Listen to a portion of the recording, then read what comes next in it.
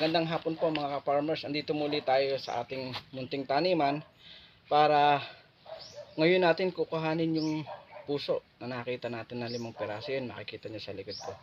Ayan. Bali, time check nga pala, 1:50 na ng hapon. Ayan. Kukuhanin natin. Gumawa nga pala ako ng panungkit. Lagyan natin ng karet. Ito.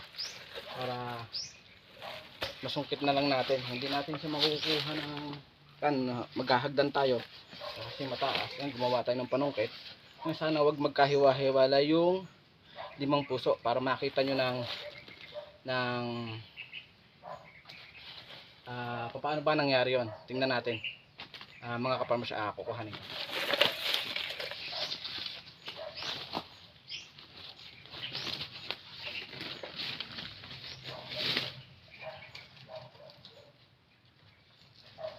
Yan mga kaparmers.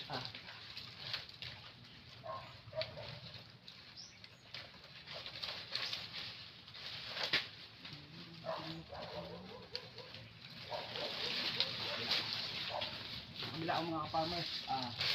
Hindi natin masupot ng ayos.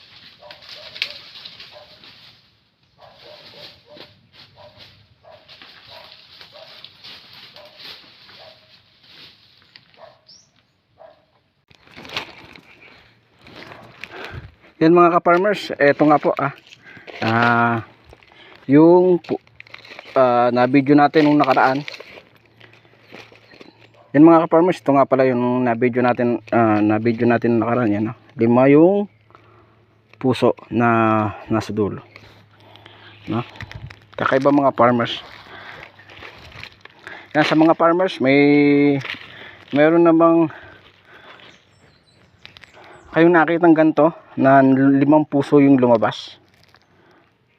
Yan mga ka-farmers, kung makikita nyo, no?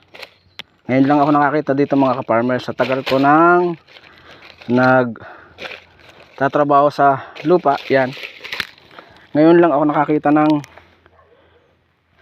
5 yung puso ng saging. Pero siyempre sa umpisa makikita mo 1 puso lang. Nung nakalabas na yung saging niya na yung malalaki, yung pagdating na sa dulo na, yan, lumabas na yung 5 na puso sa dulo. Yan. Yun ang mga ka-farmers. Sabi nga, marami na tayong panggulay ngayon. 5 puso sa 1 puno lang ng saging. Yang maraming salamat pa nga pala sa Panginoon na tayo biniyaya ng pang-ulam.